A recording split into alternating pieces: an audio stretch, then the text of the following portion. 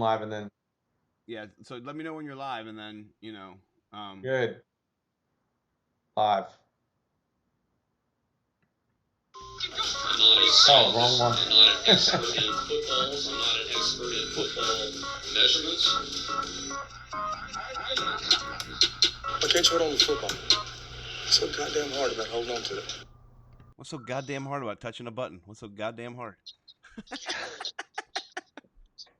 Man, I'm tired today, No, dude. no worries, buddy. It's okay. No shade, just I shades. got a lot of people coming over tomorrow to do work on the house, and I had to go through Jack's checklist with my wife, and then she's adding stuff on, and there's a bunch of people. I have like 10 subcontractors coming into the house tomorrow. Your, So your dad's gonna love this talk because this is subcontractor talk, and that's his language. So he's gonna be like, Michael, I really think the intro to your podcast was solid. It had its strong moments. So demographic wise, the 70 and up, we're killing it right now. I'm very excited about that.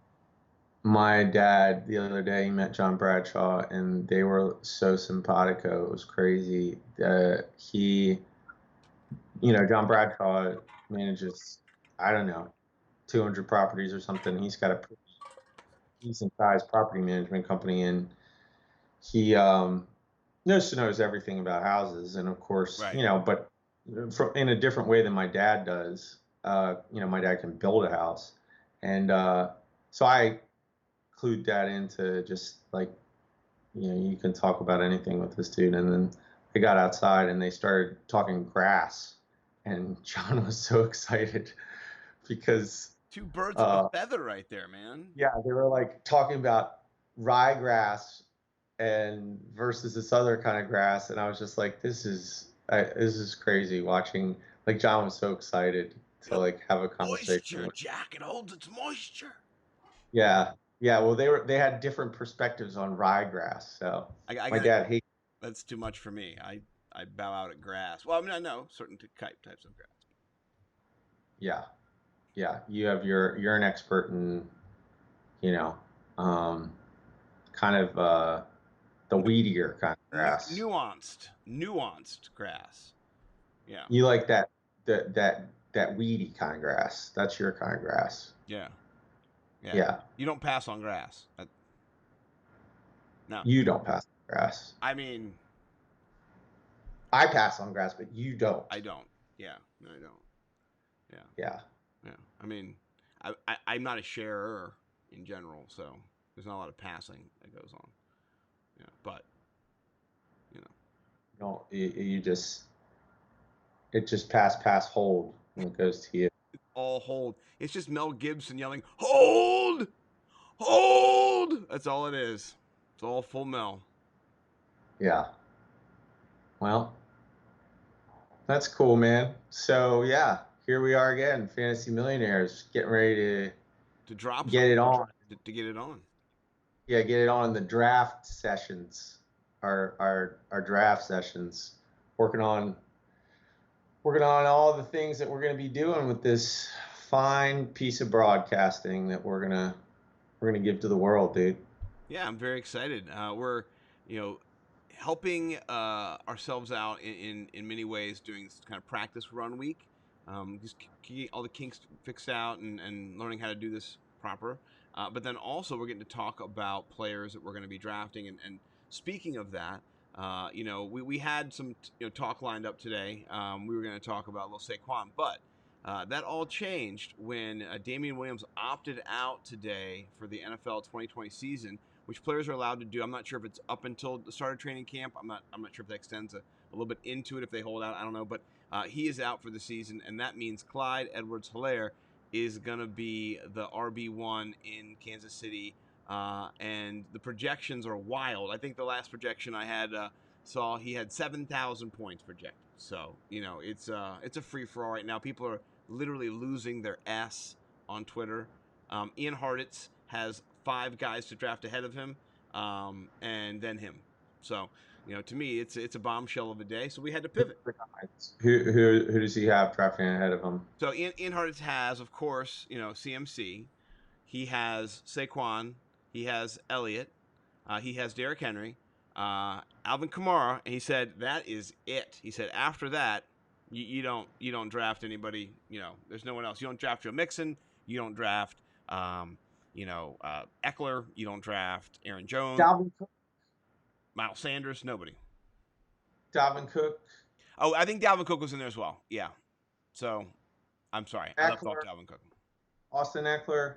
You don't draft. You draft Dalvin Cook. So I think it was Christian McCaffrey, Saquon Elliott, Alvin Kamara, Dalvin Cook, and Derrick Henry. That was it. So he was number 7, I believe. So I can actually pull it up. I'll pull it up and check for sure. But he's in the Man, top I 8, hate to top go 7. against- Yeah, that's what people are pushing I him. hate to go against Ian Hartitz. I think, man, so what do you think? I mean, are you simpatico with that? Is that your take? You think he's worthy of a first round and let's just, this is what we're going to do in the podcast too. Our podcast is going to be PPR. When we go through round one, we can't handle all the different. We're not going to talk standard. Our quarterbacks get 6 points for throwing a touchdown, and the players go to real strip clubs, none of those fake ones afterward. I mean, not now because the bubble, but COVID pending. None of the fake stuff. It's real. What's the fake strip clubs? Who goes to those? I've only been to one myself. W. Yeah, I was taken there by a friend, and there's no nudity, which is actually good. That's actually a good thing. It's gross. Yeah, it's not good. We talked about that Atlantic City.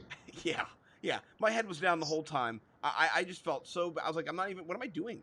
And my friend was telling me, God loves these girls, and he does. It doesn't matter. You would. I don't think you'd feel any different in a real strip club. It's just a weird place. Strip clubs. It's weird. It was so weird. I just felt so uncomfortable. I grew up with sisters, and a mom, and that's someone's. Yeah, so I was just like looking down. The girls, were not very close to us. I was in the back corner, hiding and ashamed of my friend. Better story though, as when we left the strip club. This is a true story. So we left the strip club. Thank God I got him out of there. He made us drink a beer. He's like, "I'll buy you a beer." I said, "Good, got it." Guzzled it and said, "Let's go." We were there for like 15, 20 minutes. We leave the strip club, and there's a guy in front of us who had 3 watches on his hand. I thought it was unique. He had a lot of watches. And then behind us, as we kind of walked out, there was 3 other guys. As we're walking down the street, we get about a block away from the strip club. Night, you almost got robbed? Yes, this is yeah. So, this is leaving the strip club. So leaving the strip club, I'm sober. I've had a beer or 2. I'm upset. I'm unhappy. I'm not drunk or anything. I'm just like, this is stupid. I notice people because I want to leave. I want to get out of there. I want to get back to the safe side of Atlantic City, which probably doesn't even exist anymore. But at one point, if you were on the casino side, you were safe. If you crossed one street over into the strip club section, you were not safe. This was right near Trump Plaza. Surprise, surprise. So. We get out a block on the unsafe side still. We haven't crossed over to the casinos. I think the Tropicana's over there near where we were. And as we walk, my friend's a little bit further in front of us, my strip club guru, we'll call him. And the guy says to him, he says, "Hey, man, what time is it?" And I was like, that guy's got 3 watches on his hand. Like, that's the guy you go to find out what time it is. He's asking me. I just felt so like something bad is going to happen. In that instant, in that like 1 second, I looked back over my shoulder and the 3 guys were rushing us. Me and my friend, my strip club guru, we bounded across the street in like a nanosecond. I've never run as fast. If you would have booked my 40 time, you would have been like, "It's sub 5. Oh, crap." Like, I was just as fast as he was. We were in suits as well. We were in 3-piece suits, tie. We looked like straight douchebags, which we were. And we deserved to be robbed. We had nothing of value on us. Those guys, there was 5 or 6 of them. There was a lookout across the street, too. So there was an operation. They're hitting people up, leaving that shitty strip club. So, you know, word to the wise, don't go to strip clubs. In the bubble, out of the bubble. It's just not great. Just don't do it. Yeah. No. What was the name of the motel we would always stay in? Was it Motor City Inn or something like Oh, that? that was one Remember? of the scariest places ever. Yeah, you thought you heard a murder next door. I did hear murder. So one night we were at the one of the Trump properties, and I think it was the Taj Mahal. We're at the Taj Mahal, We would always stay there because it was right across the street. right across the street. So it was cheap too, and so we were there, and you guys continued to gamble, and you actually went to the Borgata. So you took a cab, drove 20 minutes away, down away. I walked back. I'm in my hotel room, and I'm asleep. And it's probably 3 in the morning, 4 in the morning. I've been asleep for maybe an hour, not very long. You know those nights you're drinking, you're up, you're not. You know, it's just a weird night. All of a sudden, I hear ah ah boom boom boom boom boom. No, no, boom boom boom boom boom. And then I jumped up, scared to death, locked the you know, put the little padlock thing in there, and just like braced myself. You are on deck. Sorry, that's I'm on deck, guys. I'm in a Razzball draft right now, and apparently we're getting through the draft pretty quickly, to the point where 6 picks have gone by. 6 picks haven't gone by for an hour or for a day, but for the last 5 minutes, I guess 6 picks went by. So, long story short, you guys get back at like 5 a.m. and you guys are safe. No one gets murdered, and then you guys have a crazy story about hanging out with a few. You were with Molson Olson. Shout out, his birthday is tomorrow. You were with Molson Olson, and yeah, you guys were at the Borgata, and weren't paramedics called because the girls you were with were so drunk that they were like close to death or something. I think that was the story that I was told upon your entering the room at 5:30 in the morning. So All those trips are just one giant blur for me. I just remember hearing this almost robbery story a bunch of times, and that was way back in the day. And then, yeah, where was I then? Why wasn't I with you? you were at the Borgata with Molson Olson. No, you almost got robbed. Oh, that one. That's a totally different night. That's that was long. I was there on that trip. So you broke away. You were with Shannon and Becca, and we were down at the beach. We were down at the beach chilling, and then Ryan Campbell was there. Your brother was there. Becca was there. Shannon was there. I was there. Strip Club Guru was there, to be named later, in case he listens to this. So a bunch of people were there, and we broke away. He was like, "Hey man, I'm going to take you somewhere," and then he just took me somewhere. A terrible, terrible place, and I wish I would have never gone with him. But he was that whole is a terrible, terrible place. Yeah. I mean, I haven't been up there. There's just no reason to go there anymore. But no. That used to be the funnest thing to do in the whole world. So yeah, you just get so excited when you just like we're about to drive to Atlantic City, dude. Like it's just gonna be, oh my gosh, you got 3 hours, 3.5 hours to get your hopes all up. Yeah. You know what I mean? And then you finally get there, you know, you start to see the lights, and man, you know, it's just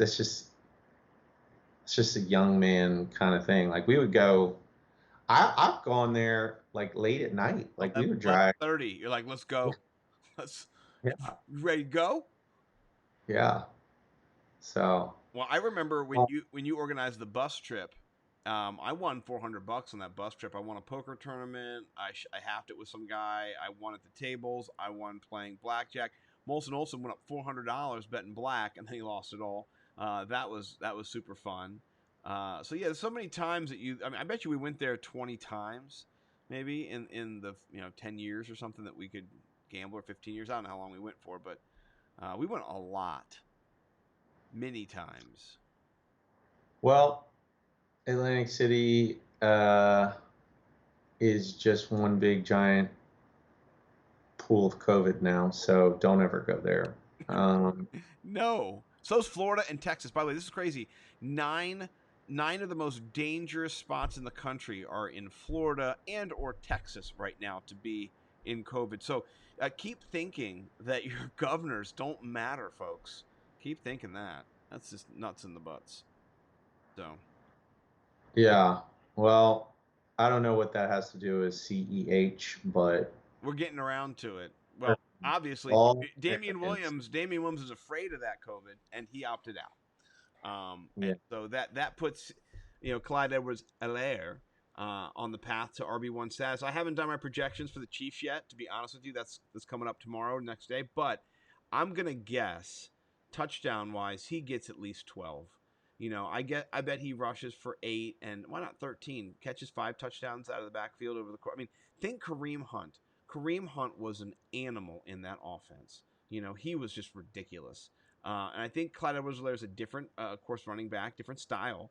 But he has the explosiveness and the juke and the wiggle to catch the ball out of the backfield. That's what he does. I watched some highlights of him today. He catches the ball and he runs as fast as he can until he gets a defender, and then he makes a move, and the defender normally misses him. And so, I do think he's a first round talent. I would get him anywhere probably for me if I don't want to give out our whole all the secrets to Bo and Sarney over there, but in case they're drafting this week, you'll get it on Monday. But I'm going to put him in the first round. I'm pretty sure I will. But I'm not going to tell you where. Who does he remind you of? What'd you say? Who does he remind you of as a back? A little bit of Brian Westbrook. Just the shimmy and the shake, kind of getting out in open field and being able to make guys miss. But I haven't seen enough film of him and compared him to backs. Yeah, man. See, that's the thing for me.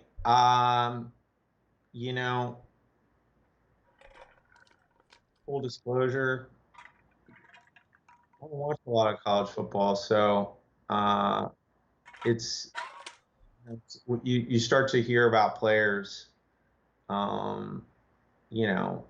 throughout the season, especially if they don't go into the NFL and then they had a bomb season and they stay in. But he was somebody that, I didn't know a lot about because I wasn't really all up on LSU this year, even though that probably was a really fun season to watch that team.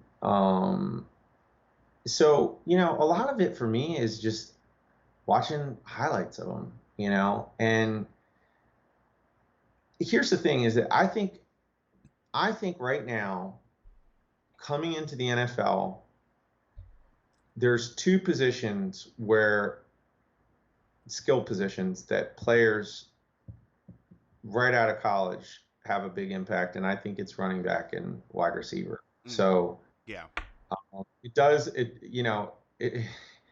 it probably would be good for us to start doing like college fantasy football. Yeah. But that's the thing is that there's players in college that for whatever reason don't translate.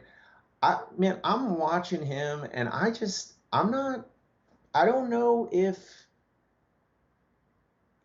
So the person that he reminds me of, Brian Westbrook's a good comparison. I think he looks.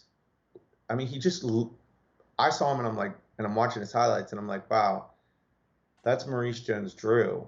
He is slight. He is a little, He doesn't look slight when he's 207. So yeah, but I guess Maurice Jones-Drew is probably a little more muscle, but similar height. So he's got that perfect NFL running back body, where it's like short little bowling ball type dudes, So the thing is that here's why he's not what is he in Hearts at 7 at 5th or 6th? He's not my 6th. 6th or 7th. I would not, for me. And I hate to go against that guy because he's just always right. But I think for me, he's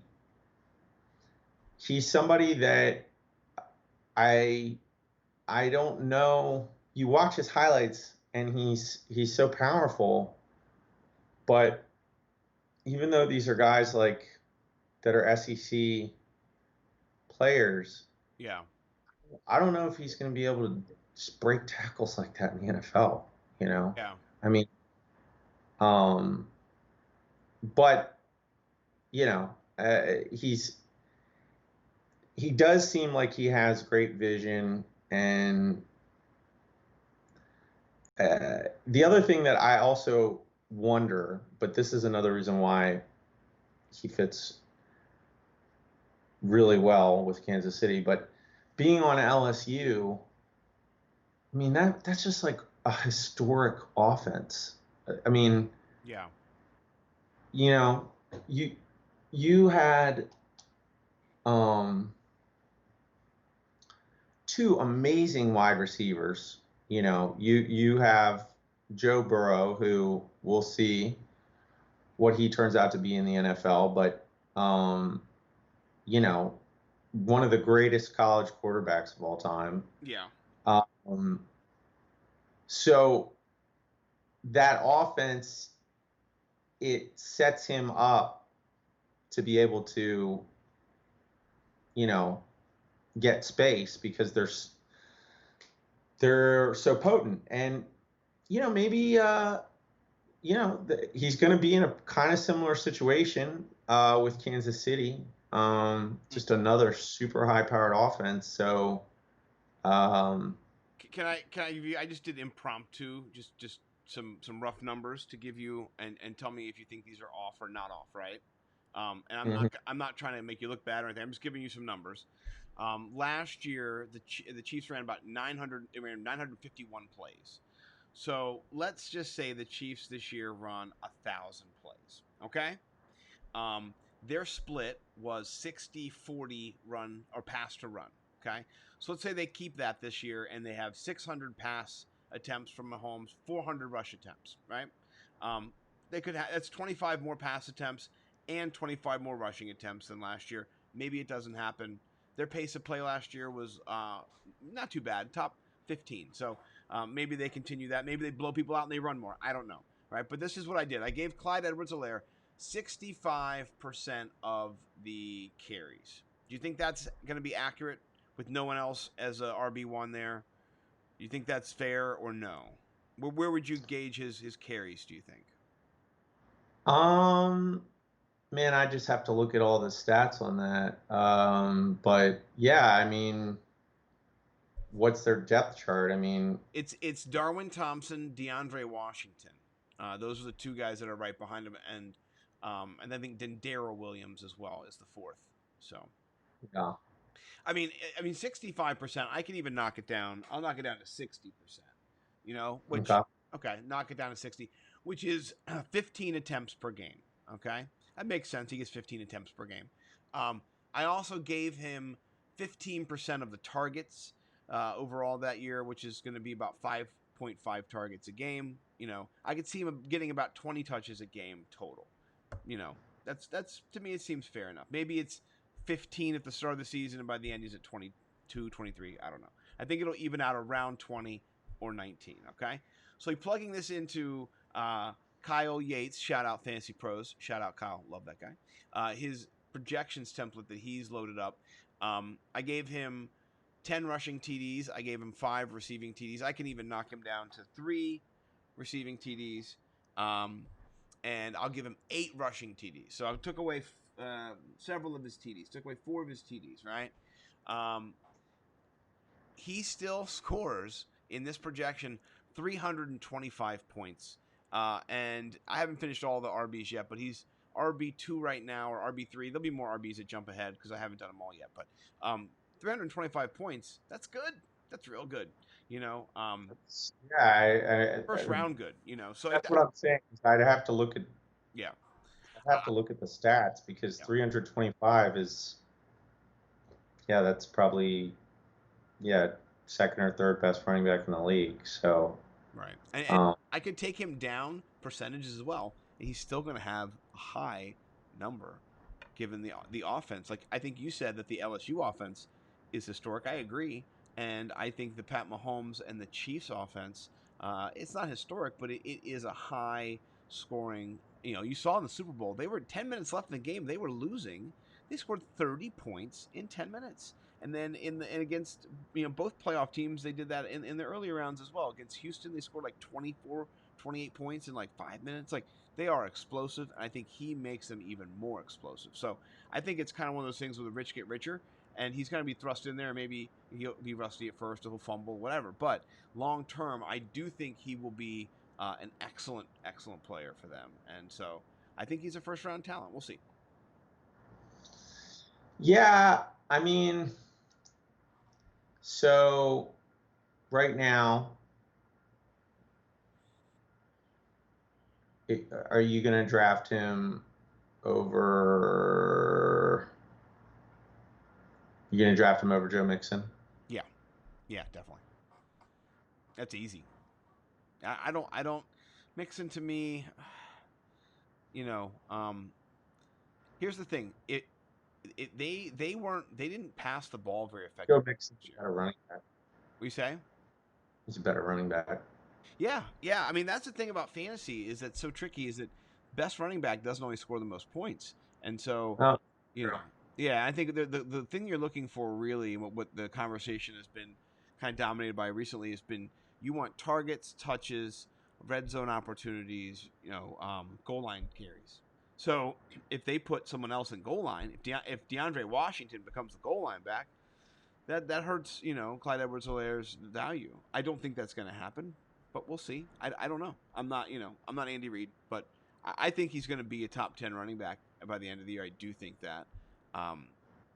And Ian Hartitz did not have even Derrick Henry above him, so I found the tweet, and Ian Hartitz. That's crazy. Yeah, Ian Hartitz, he did not include him, and so here's the thing that's cool is a bunch of people jumped in on Twitter and kind of went at him. Adam Rank from the NFL Network, who's got the blue check mark, he said, "I'd take Clyde over Dalvin, otherwise simpatico." So Adam Rank has him fifth. Here's what I'll say. Based on all of that, I'm gonna draft Christian McCaffrey. I'm gonna draft Saquon Barkley. I'm gonna draft Derrick Henry. I'm gonna draft Zeke Elliott. I'm gonna draft Alvin Kamara. I'm gonna draft Dalvin Cook. Yeah. I'm gonna draft Joe Mixon. And then I'll draft Clyde Edwards-Helaire. I think that's for sure. I mean, the safe way to go with all those guys. I mean, yeah. I think Joe Mixon's gonna have a really good season too. So, so then your next tier is like Nick Chubb, Leonard Fournette, Chris Carson, Josh Jacobs. Eckler I put Eckler ahead of most. I forgot Eckler. I would probably draft Miles Sanders. Yeah, I he's right around in that range for me where I don't know if he makes it into the first round for me. But if we're in a 12-man league, of course. I don't know if he makes it into the first round for me, but it is really intriguing. I mean, like what you just said. I mean, if he's getting 65%, I mean, Darwin Thompson is, that's the other back really that they're going to be, doing like jet sweeps and stuff like that with. I mean, tosses and stuff. Yeah, when they're just running, on first down, they're going to use CEH for sure. And, it's just one of those kind of things where I'm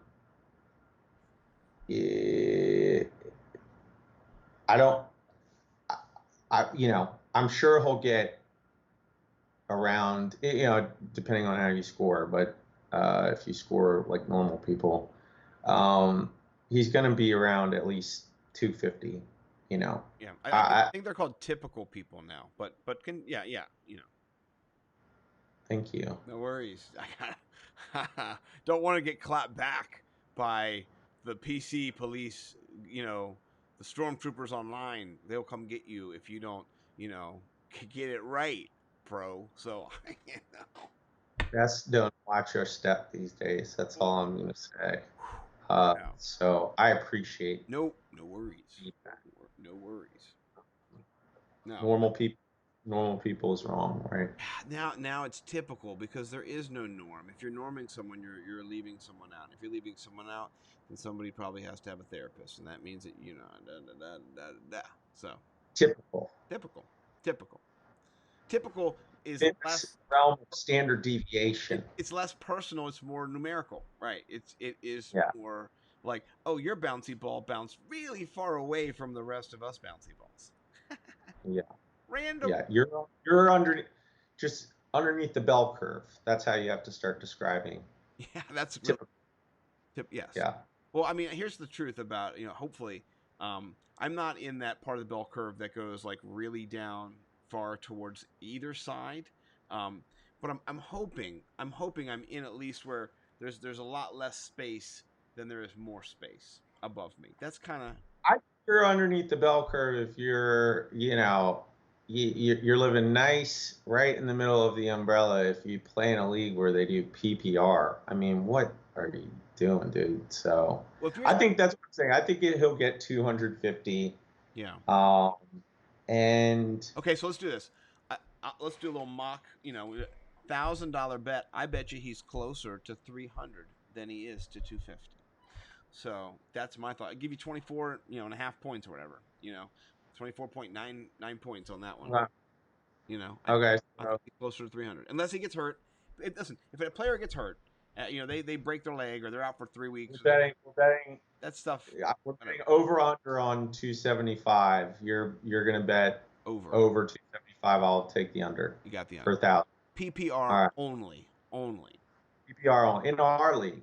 That's how we'll do it. Yeah, in our league. And how about this? If you play standard, I'm glad you're here. God bless you. God bless you. I like points. God bless you. Yeah. You are. Yeah, I love. I'm thankful. I just like more points. Untypical people. Yeah. Thank you for being here.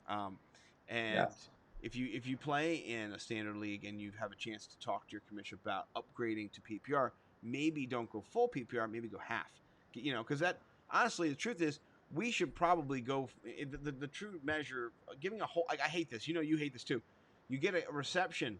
It is behind the line of scrimmage. It is for minus 3 yards. You get 0.7 points. You know what I mean? Give me that point. I know. But in reality, I like rewarding. Like, it's the same thing with 4 point per touchdown leagues. They didn't give the quarterback 4 points when he scored the touchdown. They gave him 6. So you should get 6 too. It's just how it works for me. But I like to just enjoy every little stat in a fantasy game, dude. Yeah. I mean, dude, nimble with numbers. He sweats stats like hard. They get him hard too.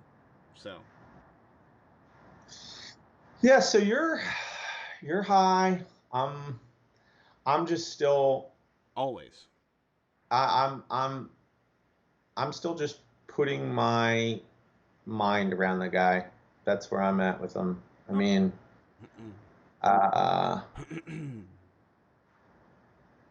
you just wonder, is he?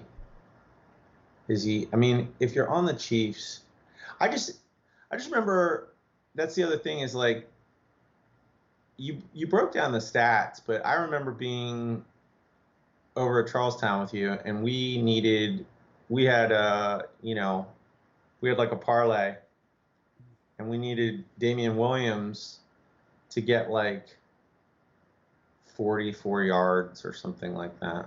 Yeah. And we lost the parlay because he had like 42. I remember that. I do remember that. Yeah. So, I mean, it's just, Kansas City is, I just wonder if he just comes in and just.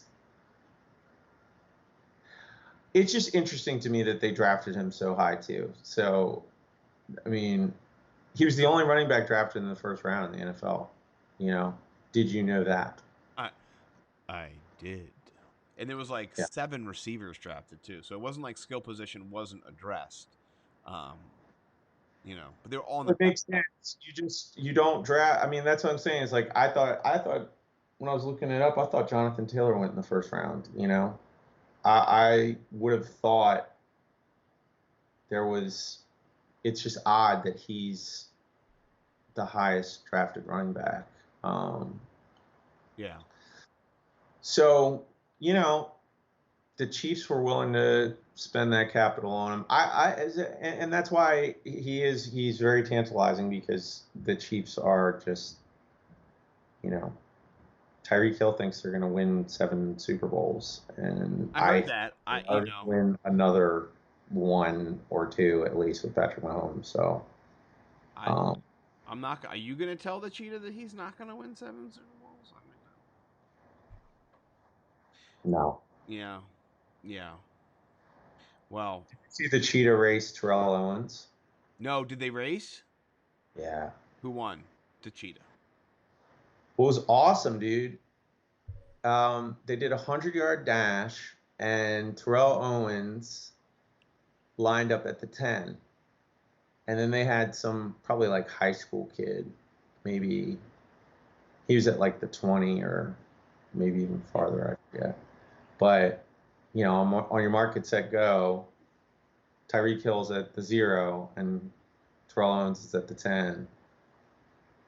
Terrell Owens won. Nuh-uh, really?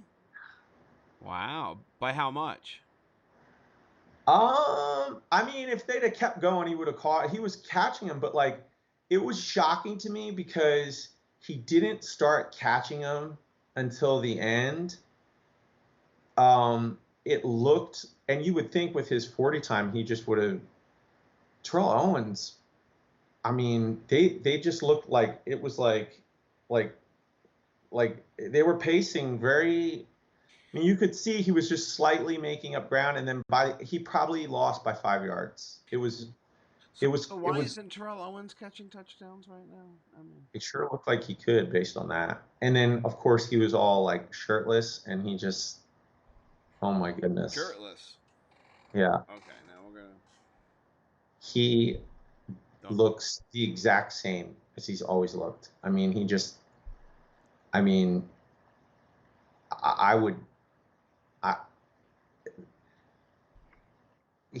looks like an HGH commercial is what he looks like. Oh, good. Hey, I mean, we need more HGH commercials. I wish there was a little spot down the street we could just, roll over and get some HGH. But I would go hard for that HGH across the street. Yeah, it's like a, like in your coffee or something like that. Just a splooge. Yeah. Just a splooge. So, but yeah, so I don't know. I think CEH is he's going to do what he does, and we'll see. I'm going to circle back to him. So I'm not putting him in my first round, but we'll see. Put a pin in it. We'll come back to it. Put a pin. Put a pin in it. We'll come on back. So the other thing we had on our docket tonight was a little Alex Smith talk, just to give the people out there some hope. Good news. Yeah. Yeah. There's a lot of negative stuff running around this world right now, and that it's a real life like Rocky story. Oh yeah. What's going on with him? Well, the fan side has an article up from Kansas City, and it just says that the title says it's Chiefs Chatter, written by Kelly Thompson. It just says Alex Smith's comeback should inspire us all. And so I don't want to get into the whole article, but he's exactly right. I mean, what he's gone through, he almost died, to now being possibly on an NFL roster. That's a big mountain to climb. So big kudos to Alex Smith, who apparently is one of the best guys ever as a person too. So, yeah, remarkable story. I saw an article that said they pulled a piece of dirty sock out from inside his leg. Was it so? His own sock was impaled into his bone marrow or into part of his tissue deep inside him, and So when they didn't get it the first time. Is that what happened? he got sacked by J.J. Watt and DJ Reader, and one of them, I guess, knocked some sock into his body. Reminds me Yeah. of the Seinfeld episode when they dropped a Thin Mint into somebody's body. What happened in that one? They were watching a surgery and somebody bumped Kramer, and a Thin Mint fell out. And it goes all up in slow-mo and stuff. Yeah, and then it falls right down into the patient, and then the doc sews him up, and he makes it full recovery. So, or she, whoever. Yeah. Well. So let me ask you a question about that. Did they find that originally when they went to do the surgery, or was it post-infection after it didn't heal? Did they then find it? I didn't even read the article. I just saw that and said, I'm going to mention that tonight. Hey, you're as prepared as EB is sometimes, so congratulations. I just put it on my little docket. It's a SI article, and the title of the article is they pulled a piece of dirty sock out from inside his leg. Ugh. I would assume that was part of why he had that horrible infection, but I did not know that it was sock related. That's crazy. That's crazy Yeah. talk. Yeah. I would say something like, holy fucking shit, man. Holy fucking shit. Yeah. It is crazy talk, dude. The article here, I think it does talk about maybe that was to be expected considering football players wear long athletic socks over their lower leg, and it was a compound wound. But still.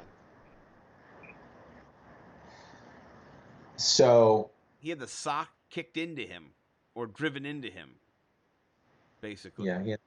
Yeah. Somebody tackled. Yeah, it's interesting too that he had. Didn't he have the same? He had the exact same injury as Joe Theismann. Wasn't it on the exact same day too? Yeah, it was. I think that's stuff by just another monster like Lawrence Taylor and then J.J. Watt. I feel like that's the day like Dan Snyder was born, and like the day like I don't know, like somehow it's a definitely not the day Dan Snyder was born because he's older than me, and I remember that. I remember it was a Monday Night Football game, and I don't know if I watched it and they made me go out of the room. Yeah. Or I heard about it the next day.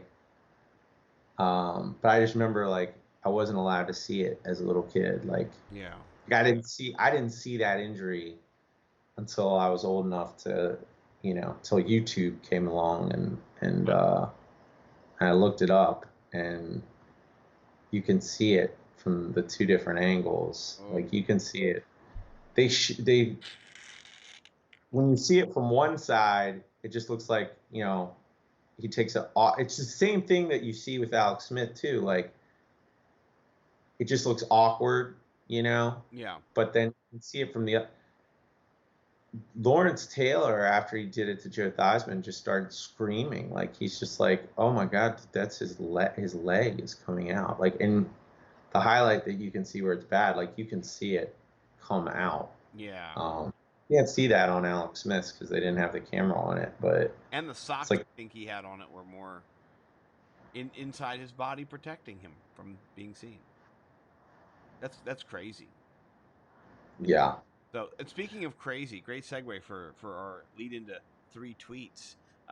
3 tweets. Yeah. So here's what I'm gonna do. And this is how I think we should do it from now on. I think we should do DMs. So I am in my DMs on Twitter, I sent you my tweet, and then so you can play it on Periscope, screen share it from my Twitter account itself, and then or from Rex Chapman's is who I'm going to share, and then I can do it at the same time on YouTube. So I learned how to do it. I fixed it on YouTube, and I know how to share on YouTube now. So yay me! So you can go first or second. I don't care. Send me your tweet in DMs, and then I'll pull it up on mine, and then I'll have it on mine, so I can share yours on my screen share. Either way, Okay. and we'll see who wins. So, All right. I will. I'll put this up on my screen too. So here you go. Here's. you pull up yours or mine? I'm gonna put it on my screen as well. So. Yeah, that's what I was hoping you would do. When it's your turn, you show yours. When it's my turn, you show mine. I'm gonna do both too. So I'm pulling yours up on my screen. So right now I'm on your account.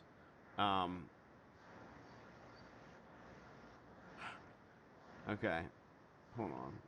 I made a mistake. I went to a bookmark, and now I just see my face, and I don't think that's what you intended. So You can see my screen. I'll share it. I'm better at this now. good. You share your screen.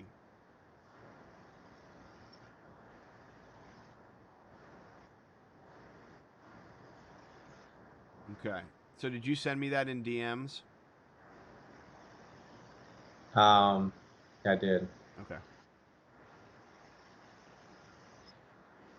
So I think what happens is, okay, here we go. Good. I got it. Okay. I'm going to go to the site real quick. Got it. Do you see it on Skype? I'm not looking on Skype right now. I'm actually looking through. I have it pulled up. Okay. Is this Post Malone on Joe Rogan? Yeah. Yep. Okay. So I'm going to do your screen share on your platform. I'm going to do it on my platform, and then you can talk over it. So I'm doing my screen share right now on YouTube, and you're live. Go for it. Okay. This is Post Malone. Post Malone was on Joe Rogan, and it's a good, you can take any picture of Post Malone and make this joke. Right. It says, can't remember who said this, but it fits like a glove. Post Malone is what I expect the genie to look like if you rub a can of Four Loko. That's spot on. That is perfect. I absolutely love it, my friend. Let me just say that. That's a great retweet. He looks a can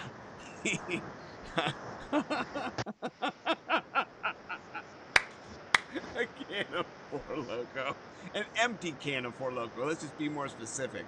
It's not full. You drink that bitch, and at the end, You don't get to meet the genie unless you drink it. Right, exactly. Sure. Yeah, let's not pretend. It's one of those action, items. You gotta do some shit there. That's hilarious. All right, let me see if I can navigate away from your Twitter page for a minute and stop sharing my screen. Back to me on YouTube. Okay, now I have to pull up my own tweet, which I do believe I have next to you. Yes. Okay. So you have my tweet. It's from my guy Rex Chapman. Let me know when you're good, and I'll run through the tweet because you're gonna play it on your platform because it's a video. It's gonna show sound, and people are gonna be laughing. So, How am I gonna do this? So do you have the video of me? You see the video that I shared, right? Go to my click it on so you're in my platform, like in my on Scott? On Twitter, yeah, on Scott Simpson on Twitter, Okay. like my actual page on the internet. So you pull it up and then you scroll down. It's the fifth or sixth tweet, and then we'll play it from the same time. You put it in the DMs? It's in the it's before your DM. Yeah, I sent it before you sent your mine. Yeah. Okay. So just get that on your screen full, and tell me when it's full, and then we can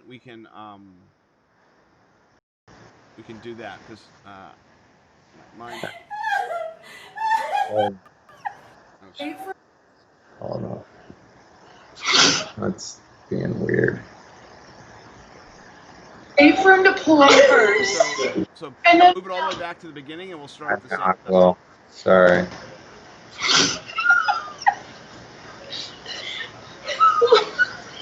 All right, hold on. Tell me when you're good. Make it big on your screen. Hold on. And then Ready? and run three. out. So make it all the way back to the beginning. 3, 2, 1, Yep. go. For him to pull up first. And then run out. And there he is.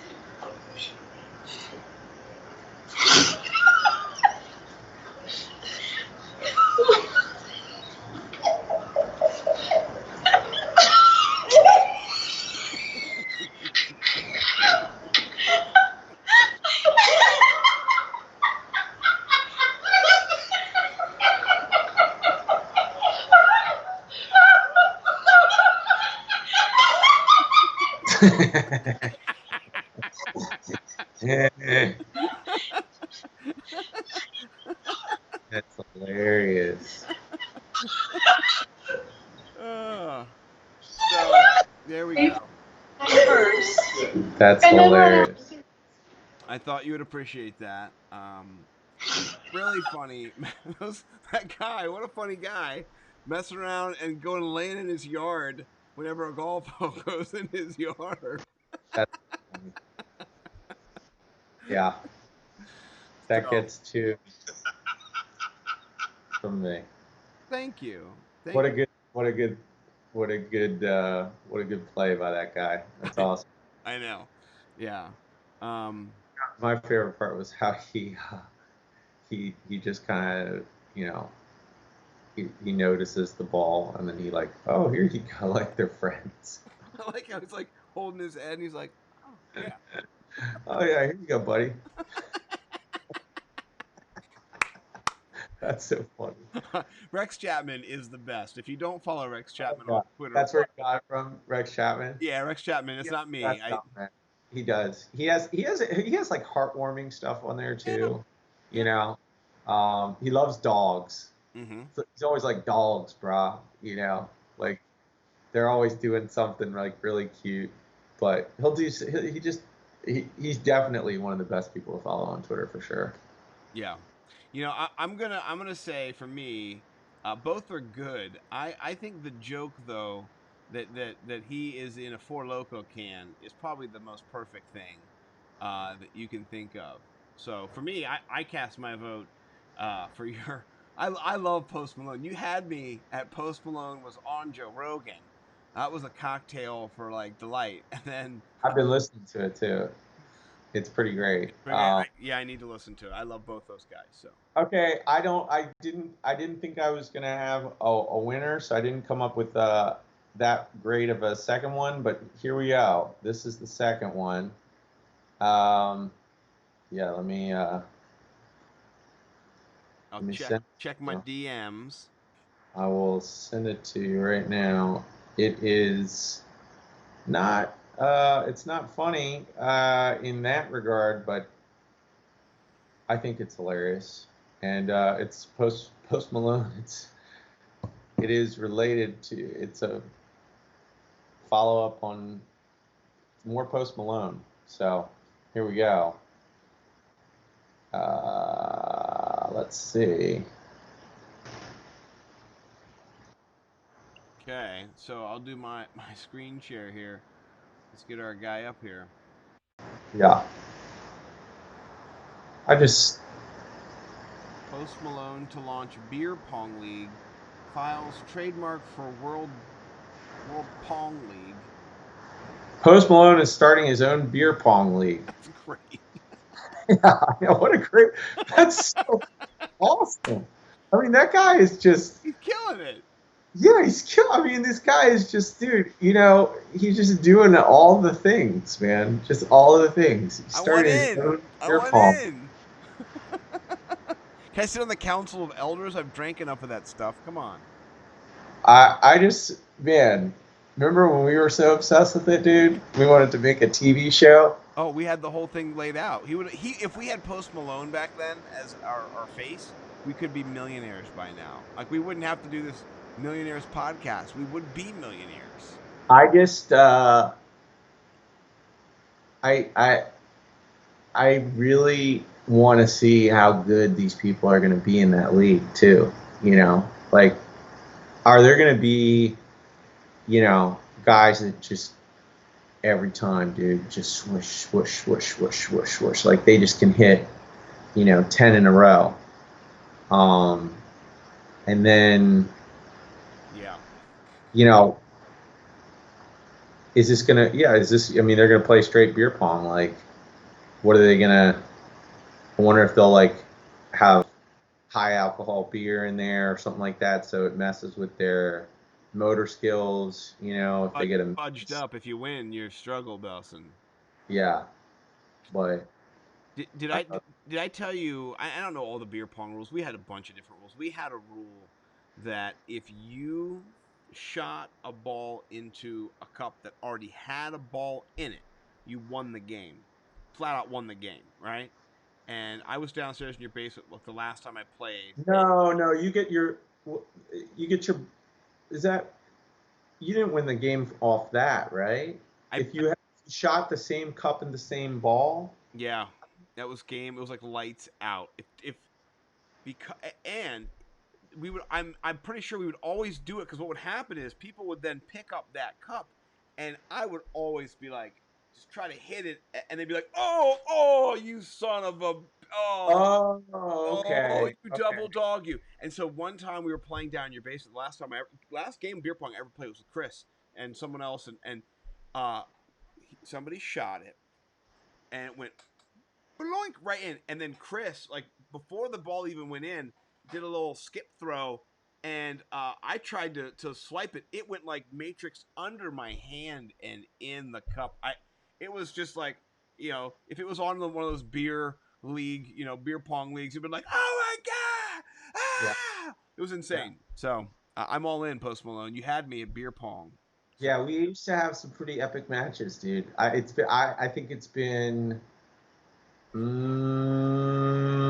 over 8 years since I played beer pong, so it's been quite a while. Dude, but- I mean, I'm not ashamed. I'm proud. I made my own beer pong table. I painted it. I put it outside the back of my house. I got a keg. I invited all my boys over, and then we just wrecked beer pong on a plywood beer pong table, all afternoon. And then we went and watched UFC, and did our thing. I got a regulation one, so apparently there's already, some sort of panel out there, some legislative body that already exists. Yeah, I got one. I went and bought like a real. You had like a PBL. It was like the Pro Beer Pong League or something. It was real. It was legit. All I know is that Post Malone is he just keeps doing everything correctly. Like, I mean, the world is his oyster, man. Now he's starting his own beer pong league. So yeah, well, he is impressive. Much like the Fantasy Millionaires will be and are how now. many air horns are we giving this episode tonight? How many Santonio Holmes? A lot along Santonio Holmes. Yeah, big one. This episode. 1. Just one? Oh. All right, listen, we do need to get in a word from our sponsor real quick. So, we got to pay the bills. Okay. The new My Sex Pillow app. Yes, that's right, guys. All the pleasure you've had from a My Sex Pillow or a My Travel Sex Pillow right in the palm of your hand. From warm apple pie to angry ex-girlfriend, let the My Sex Pillow app tuck you in each night and fuck you. All right. Well, I just want to say one more thing. You don't talk to me, all right? Knock it off! You knock it off. And one more thing. Out of my face. We're gonna roundhouse your ass. Better Great hanging tonight. Great hanging tonight, Scott. Good to see you again, Another one Mike. close. Yeah. Yeah, I love your green folders, by the way. You like those? They're beautiful. That's where I keep all my stats. Yeah, All fancy. stacks and cash. This is where you got to keep your stats for your cash. I've got some space over there for CEH, so got to build that folder. Put them in, adjust your ranks, bros. Yeah. All right, peeps. Peace out. See you soon.